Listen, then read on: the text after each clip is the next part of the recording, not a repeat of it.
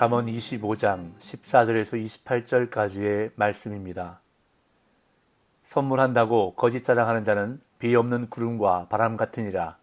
오래 참으면 관원도 설득할 수 있나니 부드러운 혀는 뼈를 꺾느니라. 너는 꿀을 보거든 조카리만큼 먹으라. 과식함으로 토할까 두려우니라. 너는 이웃집에 자주 다니지 말라. 그가 너를 싫어하며 미워할까 두려우니라. 자기의 이웃을 쳐서 거짓 증거하는 사람은 방망이요 칼이요 뾰족한 화살이니라. 환난 날에 진실하지 못한 자를 의뢰하는 것은 부러진 이와 위골된 발 같으니라. 마음이 상한 자에게 노래하는 것은 추운 날에 옷을 벗음 같고 소다 위에 식초를 부음 같으니라.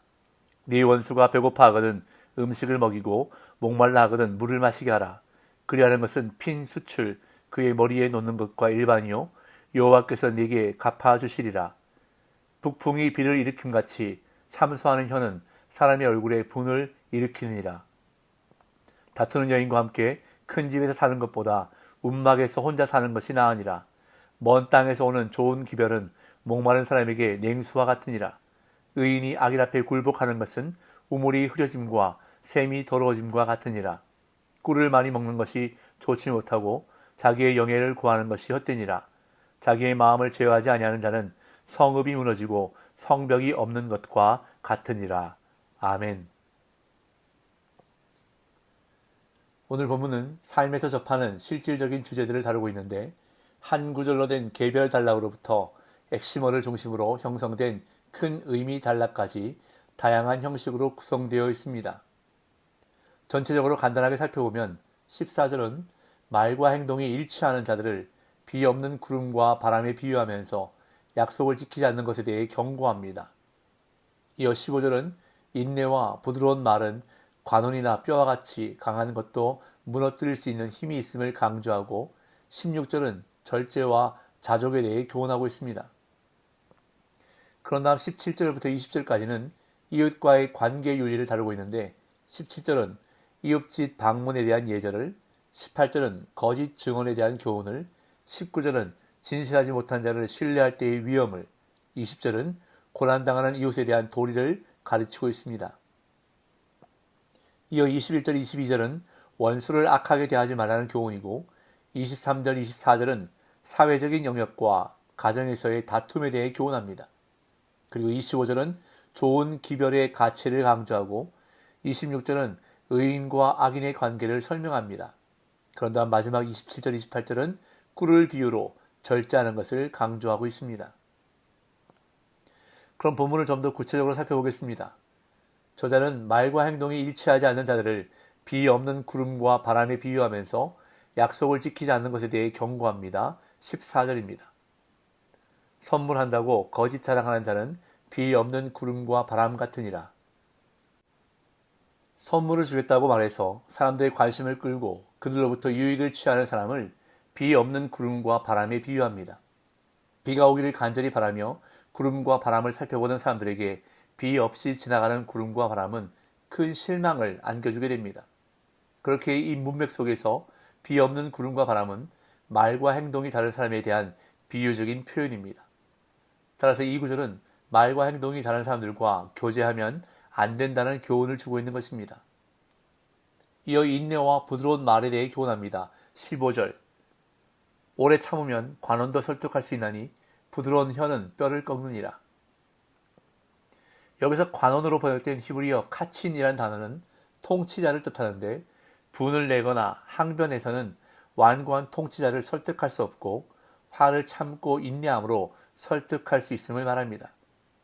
이러한 원리를 비유적으로 부드러운 혀가 뼈를 꺾는다고 표현합니다.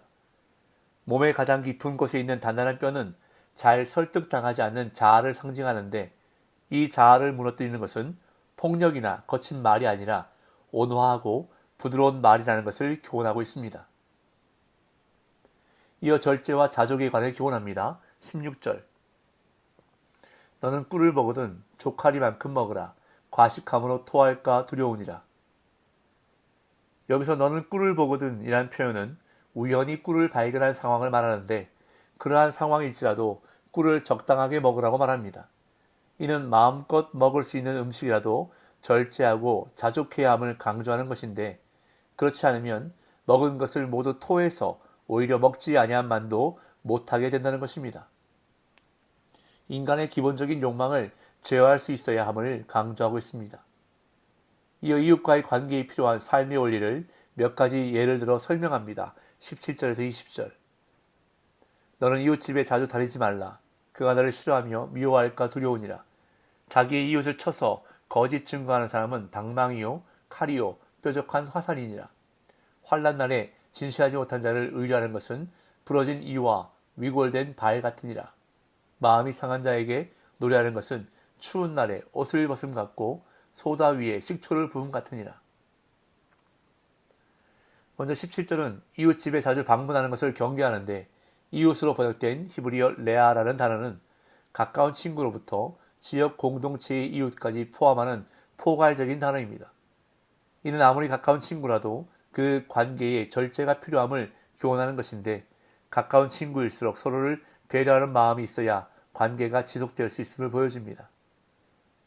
그런 다음 18절은 이웃을 향해 거짓 증언을 하는 자를 전쟁 시에 사용하는 살상 무기에 비유하고 있습니다. 거짓 증언은 인간관계뿐 아니라 공동체의 사법 정의까지 무너뜨리는 파괴적인 결과를 가져오기 때문에 이처럼 강하게 경계하는 것입니다. 그리고 19절은 이웃에 대한 신뢰 문제를 다루는데 고통 중에 있을 때 패역한 자를 신뢰하고 그의 조언대로 따르는 것은 아무 도움이 되지 못함을 부서진 이와 부러진 발의 비유에 강조하고 있습니다.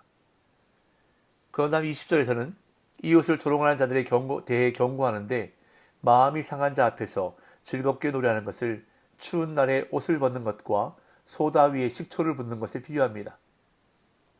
이 두 가지 모두 적합하지 않은 행동으로 파괴적인 결과를 낳는 것임을 강조하며 이웃을 조롱하는 자들에 대해 경고합니다. 이어 원수에 대한 잠언으로 원수를 어떻게 대해야 할지를 교훈합니다. 21절, 22절. 네 원수가 배고파하거든 음식을 먹이고 목말라 하거든 물을 마시게 하라. 그리하는 것은 핀 숯을 그의 머리 위에 놓는 것과 일반이요 여호와께서 내게 갚아 주시리라. 여기서 말하는 원수는 다양한 상황 속에서 미워하게 된 이웃을 의미하는데 잠언은 전체적으로 원수에 대한 개인적인 복수를 철저히 금하고 있습니다. 본문은 원수가 배고파할 때 음식을 먹이고 목말라 할 때 물을 주는 것, 즉 원수를 호의로 대하는 것이 적절한 행동임을 가르칩니다. 이는 사실 인간적으로 볼 때 비상식적인 가르침이라 할 수 있는데 잠언이 이렇게 가르치는 이유는 여호와께서 갚아 주실 것이기 때문입니다. 이어 다툼에 대해 교훈합니다. 23절, 24절. 북풍이 비를 일으킴같이 참소하는 혀는 사람의 얼굴에 분을 일으키느니라. 다투는 여인과 함께 큰 집에서 사는 것보다 움막에서 혼자 사는 것이 나으니라. 먼저 23절은 공적인 차원의 다툼에 대해서 언급하는데 참소로 번역된 히브리어 사테르란 단어는 비밀, 개인적인 말을 의미합니다. 여기에서는 다른 사람에 대한 부정적인 말을 나타내는데 이러한 말은 공동체의 신뢰를 무너뜨리고 다툼을 일으킵니다. 마치 바람이 비를 일으키는 것처럼 험담하는 자들로 인해 항상 다툼이 일어난다는 것을 교훈합니다.